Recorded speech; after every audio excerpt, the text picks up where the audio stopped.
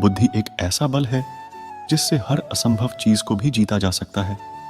लेकिन बुद्धिमान कौन है और कैसे बना जा सकता है? बुद्धिमान, इसका सटीक अर्थ गौतम बुद्ध की इस कहानी में है। बुद्धिमान यह ऐसा शब्द है जिसे तारीफ और तंज दोनों के अंदाज में कहा जाता। यदि कोई काम बिगड़ जाता है तो उसे तंज कसते हुए कहा जाता है कि खुद को बुद्धिमान न समझो। वहीं यदि किसी कार्य को सफलतापूर्वक कर दिया जाता है या किसी मुश्किल परिस्थिति का हल निकाल लिया जाता है तो हम कहते हैं बहुत बुद्धिमान है। लेकिन प्रश्न यह है कि वास्तव में बुद्धिमान कौन है और कैसे बना जा सकता है? एक गांव में एक लड़का था जिसका दिमाग बहुत तेज था। उसकी यह खासियत थी कि वह किसी भी चीज को बहुत ही आसानी और कम समय में सीख लेता था, जबकि उसी चीज को सीखने और समझने के लिए अन्य लोगों को काफी समय लग जाता था। लड़के की यह ख्याति दूर दूर तक फैल गई।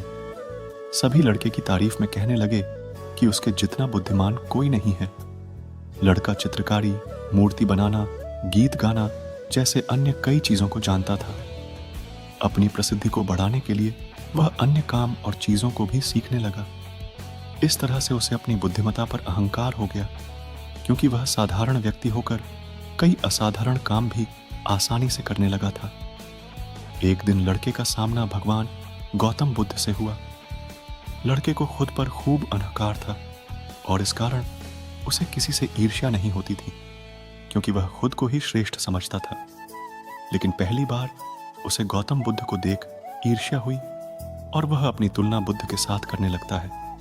वह देखता है कि बुद्ध के पास भिक्षा मांगने के लिए एक कटोरा है और उसके पास अपार धन। बुद्ध ने साधारण वस्त्र धारण किए थे और उसके वस्त्र कीमती थे। बुद्ध नंगे पैर थे और वह नंगे पांव जमीन पर पैर भी नहीं रखता था। इस तरह से लड़का एक नहीं बल्कि कई चीजों से गौतम बुद्ध के साथ अपनी तुलना करने लगा। हर चीज से तुलना करने के बाद वह मन ही मन सोचता है कि आखिर मैं इस भिक्षु के साथ अपनी तुलना क्यों कर रहा हूं, जबकि इसका और मेरा जीवन बिल्कुल अलग है।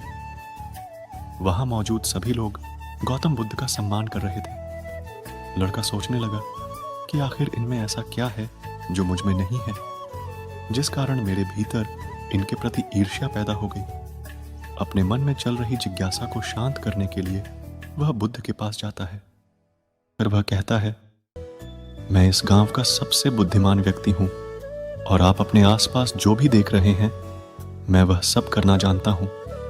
मैं किसी भी कार्य को बहुत कम समय में सीख लेता हूं, इसीलिए सभी लोग मेरा सम्मान करते हैं। लेकिन फिर भी आपको देख मेरे भीतर ईर्ष्या पैदा हो गई। इसलिए मैं जानना चाहता हूं कि आपकी उपलब्धि क्या है। सभी आपको इतना आदर सम्मान क्यों दे रहे हैं? लड़के के सवाल का जवाब देते हुए बुद्ध कहते हैं, मेरी कोई उपलब्धि नहीं है, लेकिन तुम कह सकते हो कि मेरी यही एक उपलब्धि है। बुद्ध लड़के से पूछते हैं, क्या तुम्हें निंदा अच्छी लगती है? लड़का कहता है कि भला किसे निंदा अच्छी लग सकती है? बुद्ध कहते हैं कि जो तुम्हें अच्छा और बुरा लगता है मैं इनसे भी ऊपर हूं। मुझे ना निंदा सताती है और ना अपनी प्रशंसा से प्रसन्न होता हूं। यही अंतर है तुम में और मुझ में। बुद्ध कहते हैं, तुमने सैकड़ों काम सीखे लेकिन सबसे जरूरी काम को सीखना भूल गए। लड़का पूछता है, कौन सा काम? बुद्ध कहते हैं कि क्या तुम्हें मन को नियंत्रण करना आता है? यह बात सुनकर लड़का समझ जाता है कि उसे बुद्ध से ईर्ष्या क्यों हुई। बुद्ध कहते हैं, जिसने संपूर्ण जगत जीत लिया लेकिन अपने मन को नहीं जीत पाया उसने कुछ भी नहीं जीता।